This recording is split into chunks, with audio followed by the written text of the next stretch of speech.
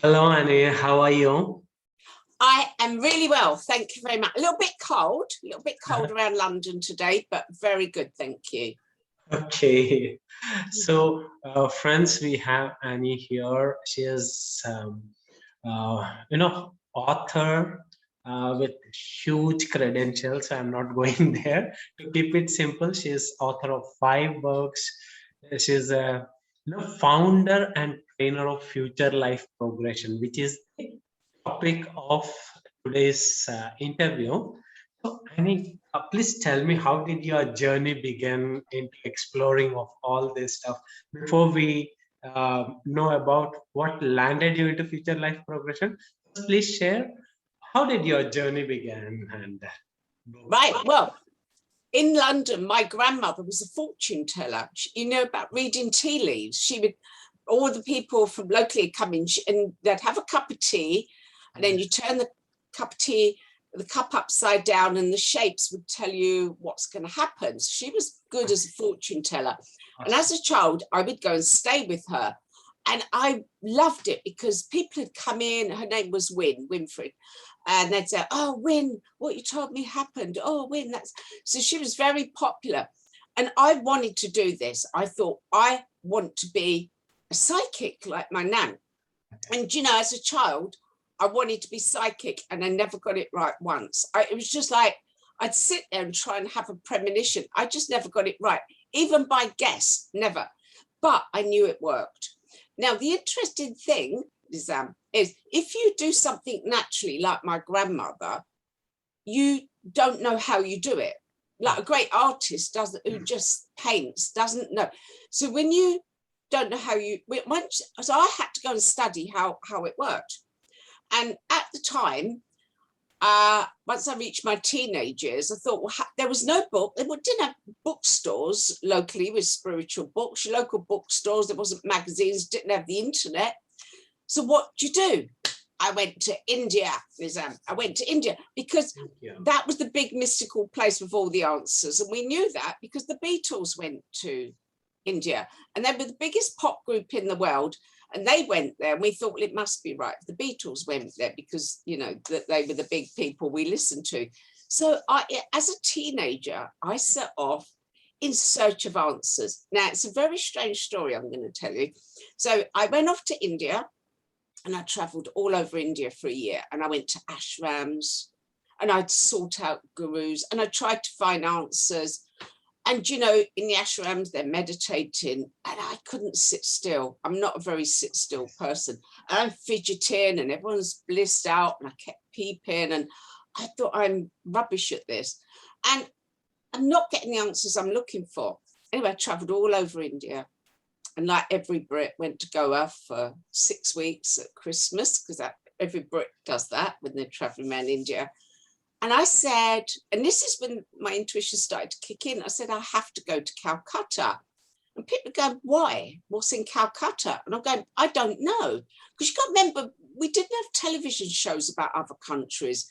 We didn't get taught about other countries. Today, we know about each other. Back then, I'd never eaten anything other than British, like potatoes, peas, gravy, meat. I'd never eaten spaghetti. I'd never eaten. Back then, you know, this is 1970. See how the world has changed. But I knew I had to go to Calcutta. Anyway, I went to Calcutta. This is the bit that nobody believes, but it's absolutely true. So every day I'd walk a lot, and I loved Calcutta. Oh, I love Calcutta. All the different influences. It was just, yeah, you could eat a different meal every day for a year. Everything was, I loved Calcutta. I loved the hustle and bustle. And every day I walked past this man who's sitting on a mat and he was a beggar and he'd sit on the mat. So one day I stopped and talked to him. I stopped talking to him partly because so many people stopped and talked to him. They didn't stop and talk to other people.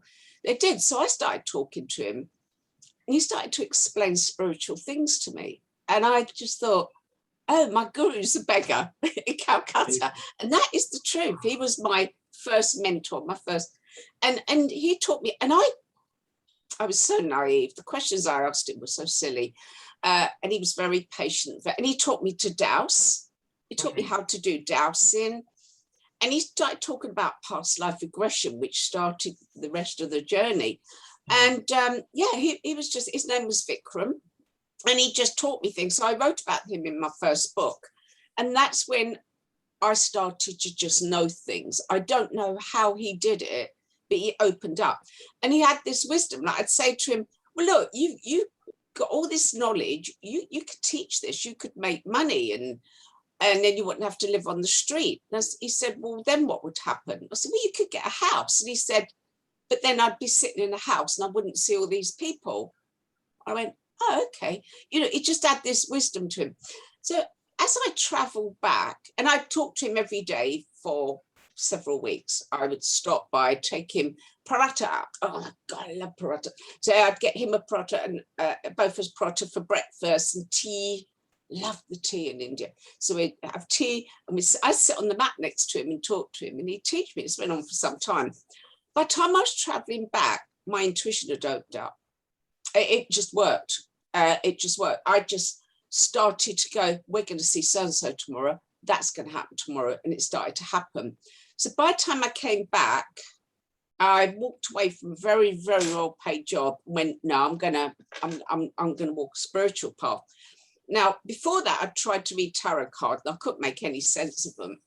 When I got back, my best friend, by chance, love chance, had bought me a pack of tarot cards, and I just sat down and I knew what they meant. And I've worked with them ever since. I love cards.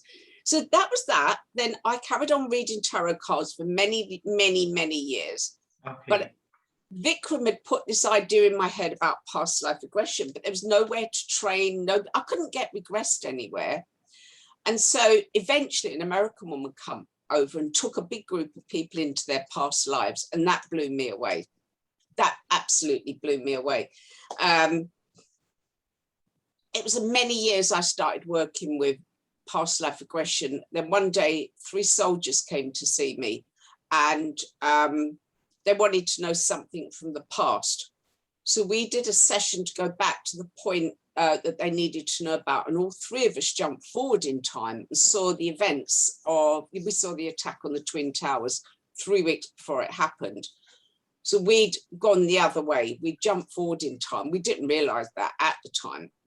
And it was very, very shocking to witness that and not actually understand it or know enough to be able to stop it. That was really tough.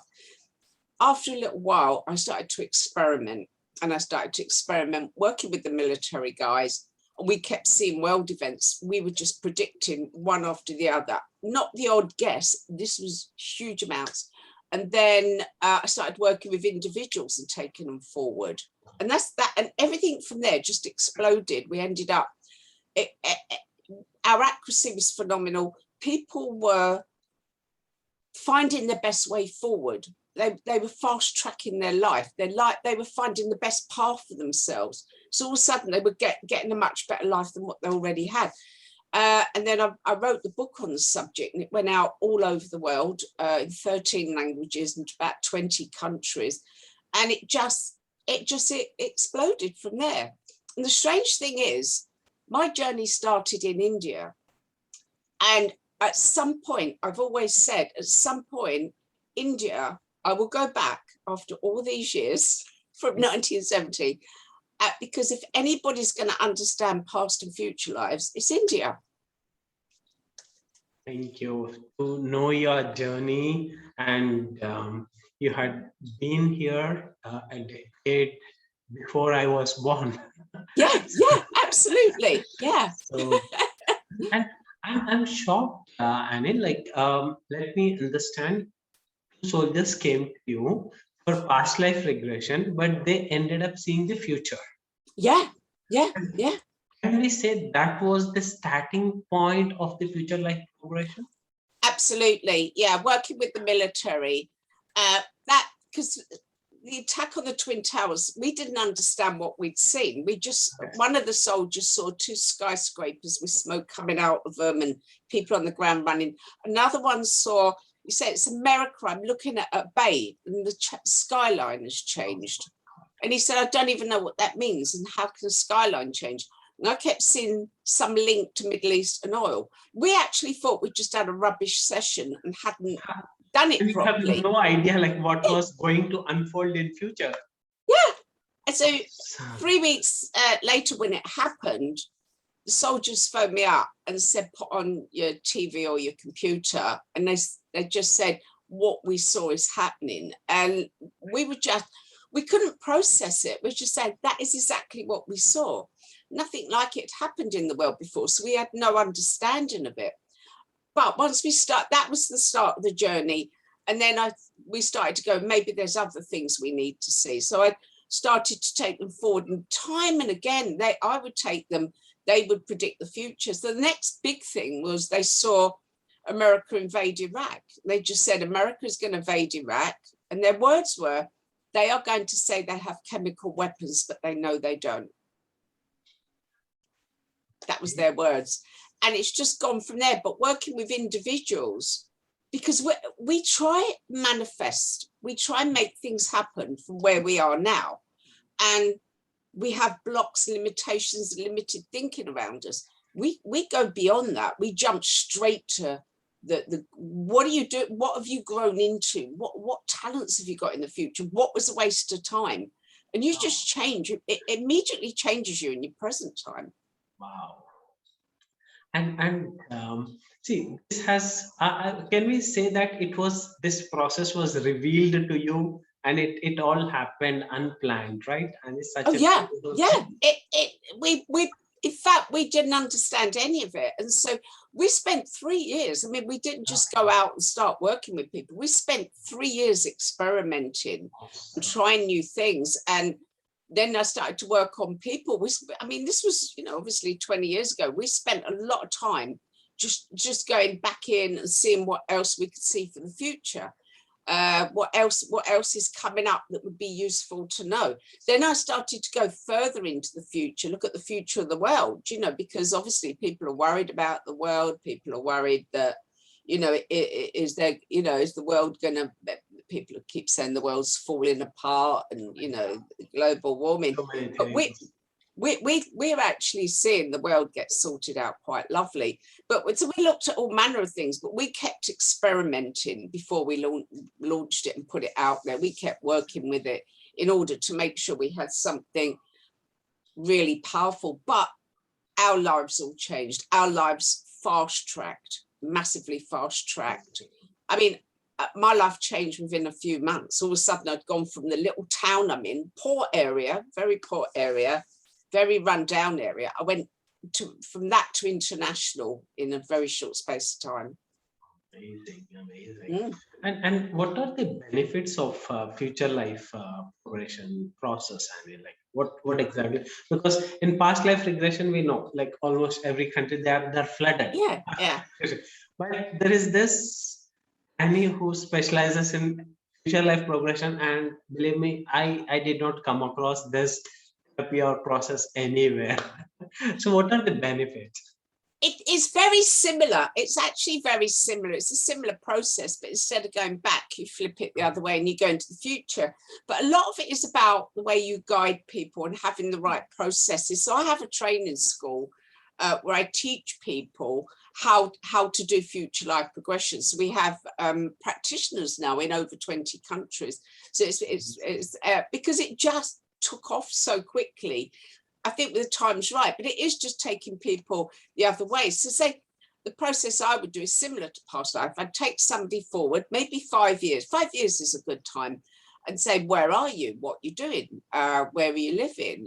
Have you got a good partner in your life? And I just ask them some questions, and often they'll come back and go, oh, I'm still stuck in that job, or, and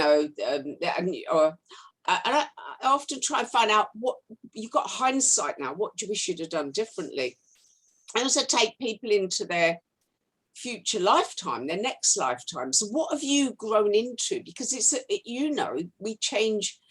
India understands this more than the rest of the world. We change, we grow each lifetime. So by your next lifetime, what have you evolved into? Because that will give you a big clue as to what you're meant to be doing in your current life. It'll go, oh, okay, in my future lifetime, I'm healing people. Maybe I'm meant to do more healing now, or whatever it is. Oh, I'm working with children in the future. Maybe I need to work with children more. It will give you a lot of insight into what you're meant to be doing now. But the other thing is, everybody I've taken into their just by their next lifetime are far more evolved. It's almost as if we are coming into a time where we evolve rapidly. And so you can actually speak to your highly evolved future self and say, give me some guidance. People talk about having guides, but could you have a better guide than your future self who's highly evolved? Beautiful.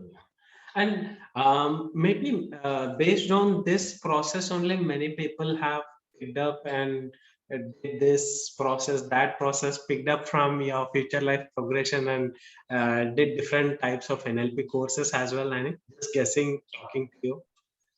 So say that last bit again. No, what I'm saying is, based on your research, similar courses also evolved, like to timeline progression and all that stuff. Yeah. Early pioneer was you. I'm struggling to understand this. Okay. Sorry. Early, because this future life progression has started from you.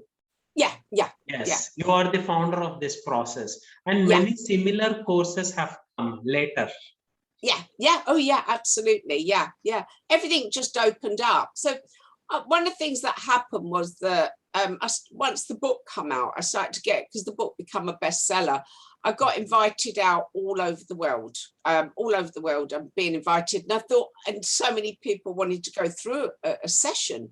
So I just, what I thought at the time was, well, I need to teach a few people because there's so many people interested. And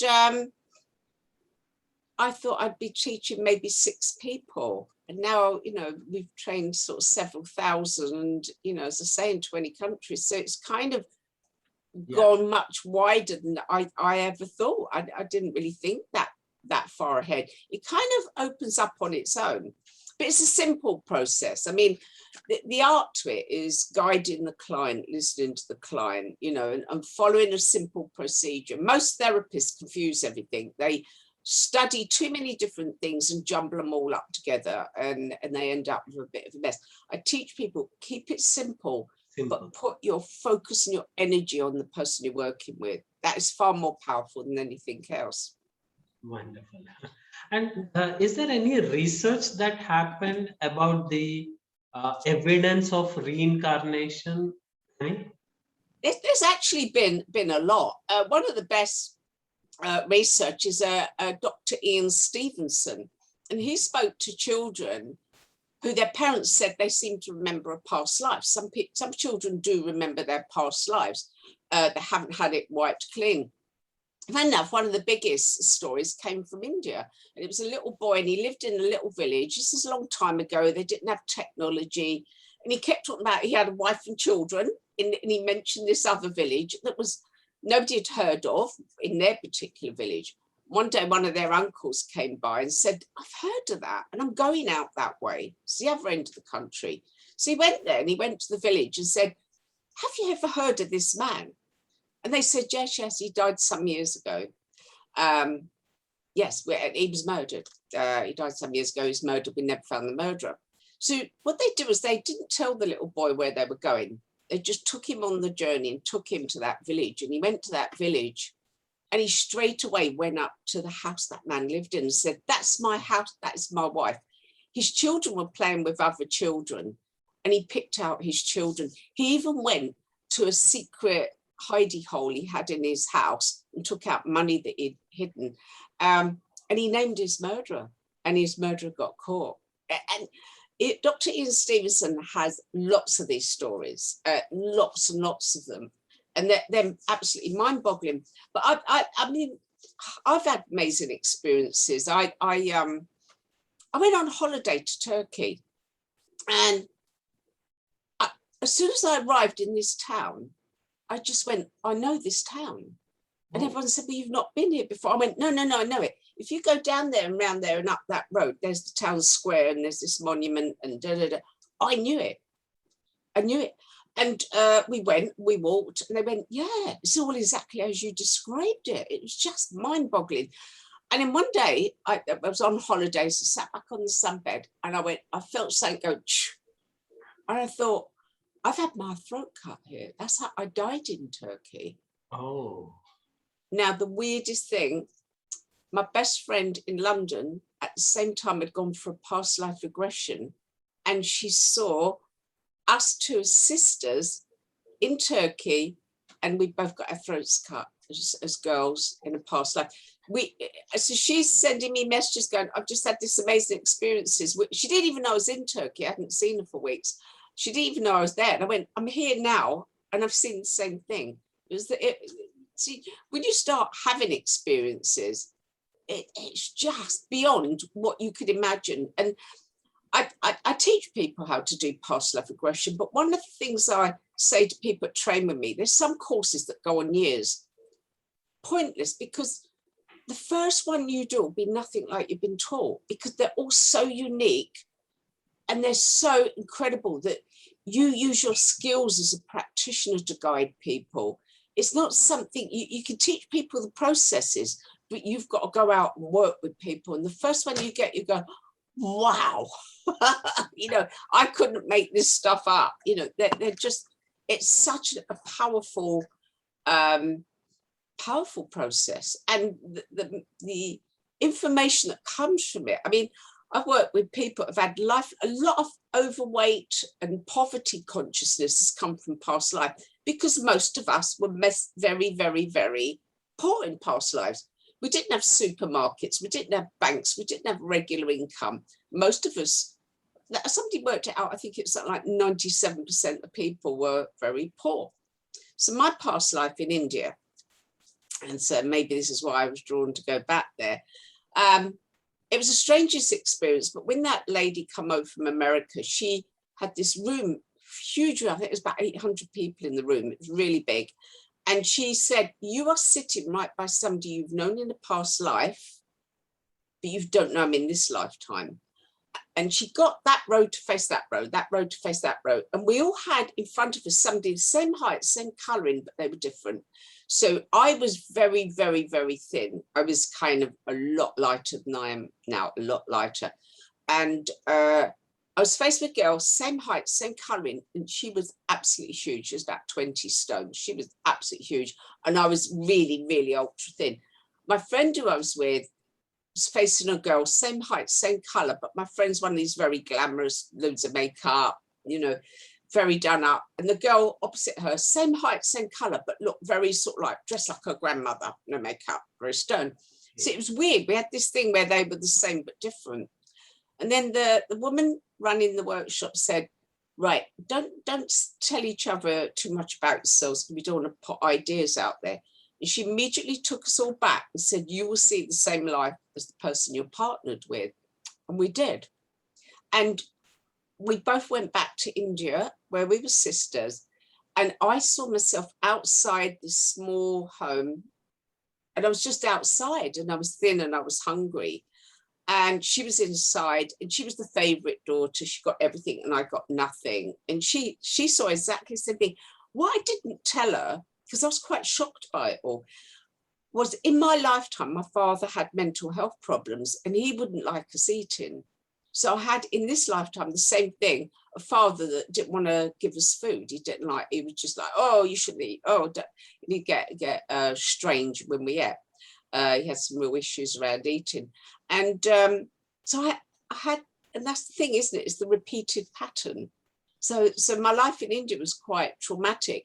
And maybe that's because I never used to eat. I was 3 stone lighter than I am now. So that shows you how thin I was when I went for that process.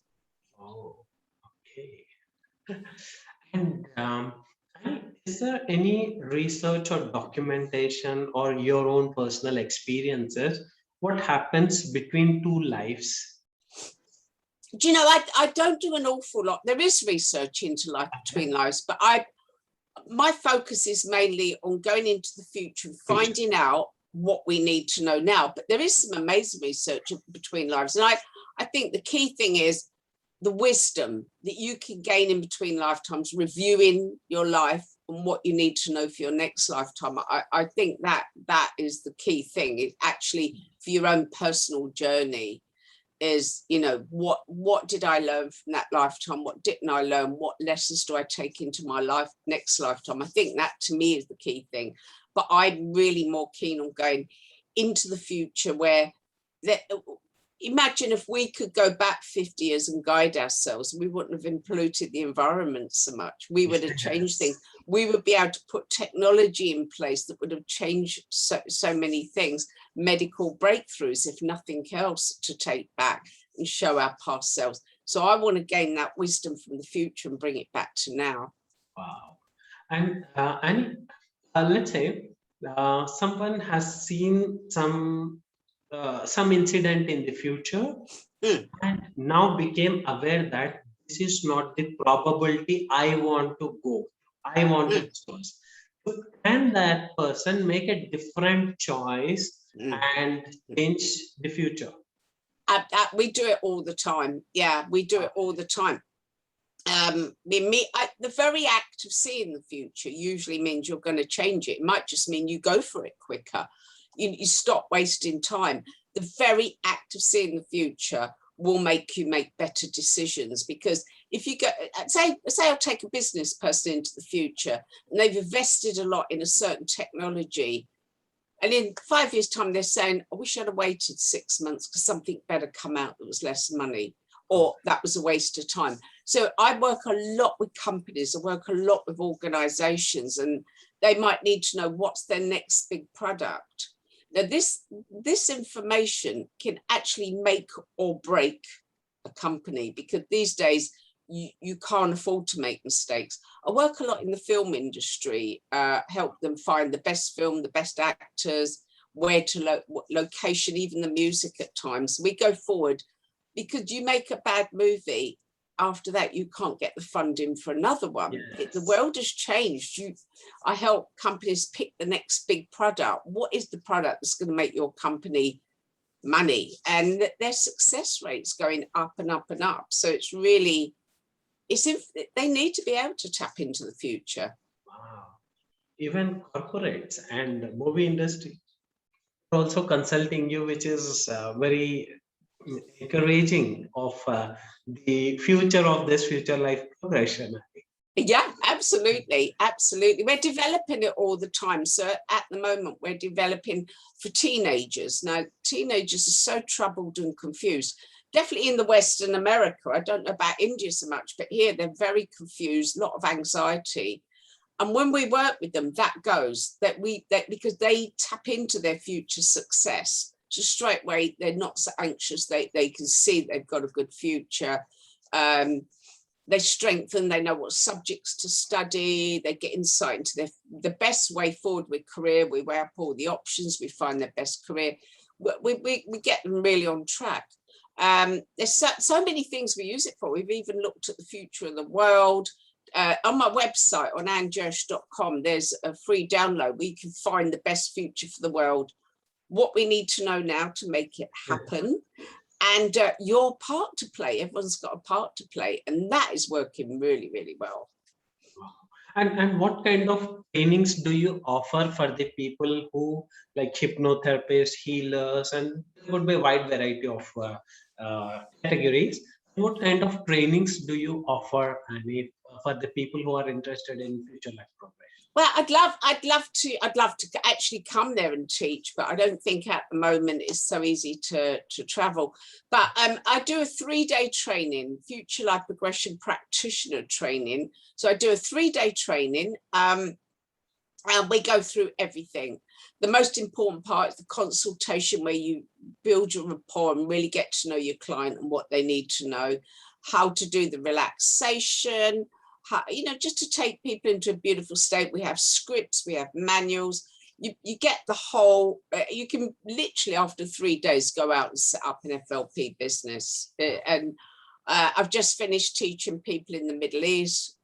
They loved it. I just finished teaching people in America. I loved it. So I often do live trainings, but since COVID, I've been teaching online.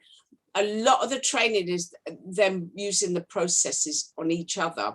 So they gain a lot of experience, but they also undergo a lot of sessions where they every time you have a session, you grow, you evolve, you become more and get more direction. So we take them through a lot of processes. It's very popular. The feedback is incredible. So you're saying this training is available online as well? One No, can it's not downloadable. We do it as a proper live training. So if you promote this, we'll set one up for India, and we'll bring we had an Indian guy join us for the American training. I think it was the middle of the night for him. He was just said, I'm going to train you. This is fantastic. So he was with us in the middle of the night, and he was great. He did really well. So what I mean is, Annie, my question is, this future life progression practitioner training is available online as well. yes, it will be online. Yeah, it will be. We're thinking January or early February for the next one. Okay. So yeah. I would be providing your website details. So if Good. any person wants to have a personal consultation with you or want to get trained in it, I will provide all the website details as well.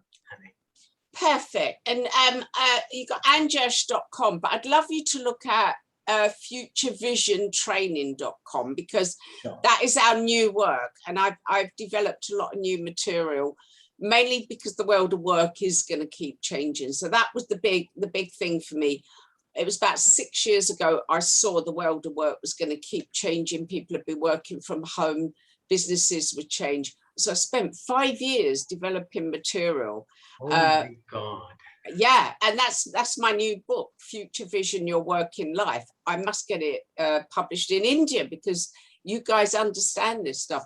So I'd love to get it published in India, because if you know a good publisher, let my publisher talk to them, because I would love to work with people in India. I mean, I'd love to work with people in India. Yeah, because this past life and future life is like a day-to-day language for us. Yeah, exactly. You're the only people that know what I'm on about, and I've not been and taught there. So yeah, you're the only people that know what every so often somebody will go, I get this, but in general, we're not brought up to understand it.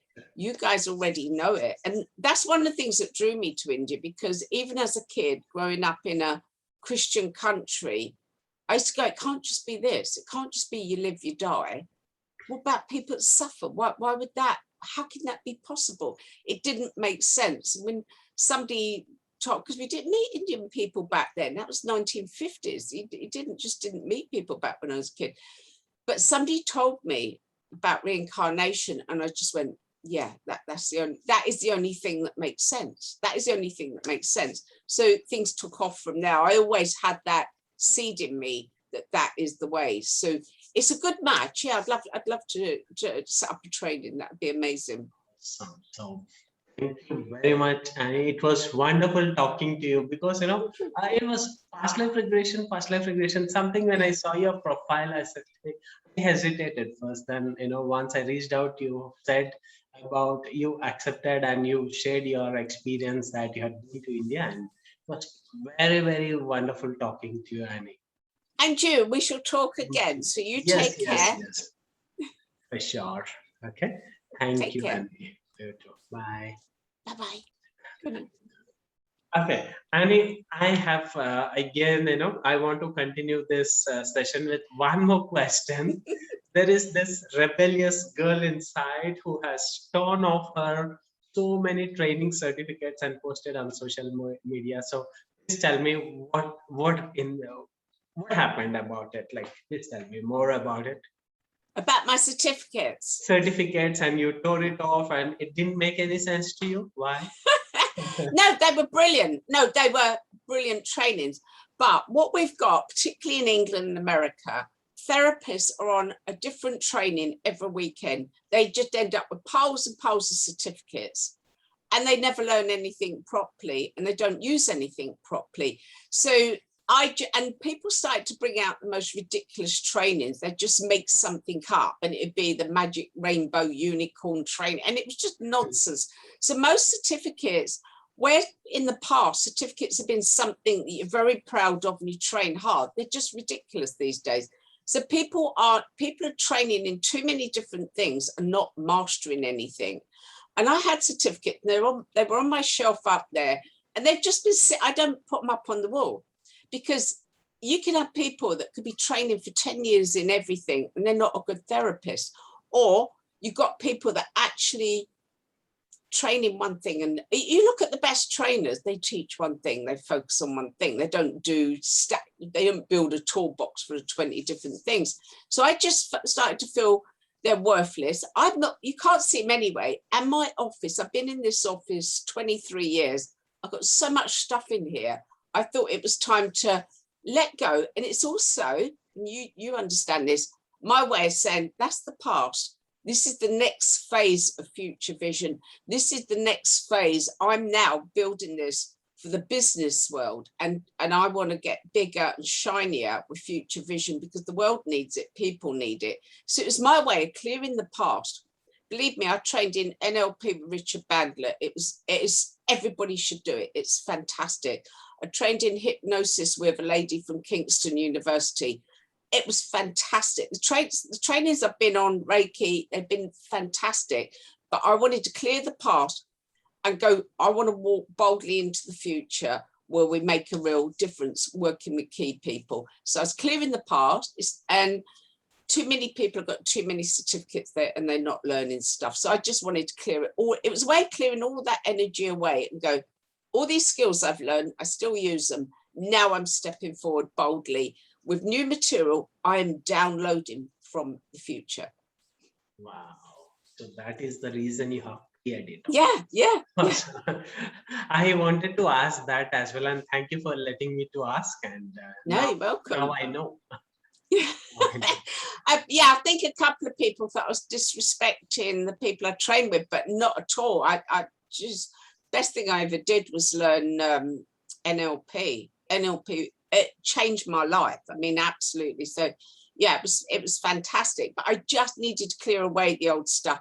Not worry about who's people in England, probably not in India, but in England, they're like, oh, I've got more certificates than you. I'm cleverer than you. No, let's just focus on the person we're working with. Just use your skills and your skills that are natural to you. It's not about learning thousands of things. Let's just do a good job. And they've kind of forgotten that. So I just wanted to get rid of that energy. Okay.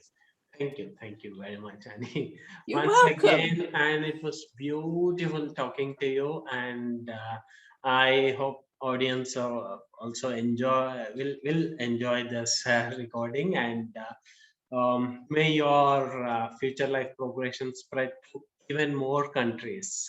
Thank you, including India, and I shall visit one day. So that was fabulous. Thank you so much. Okay, Annie. Bye.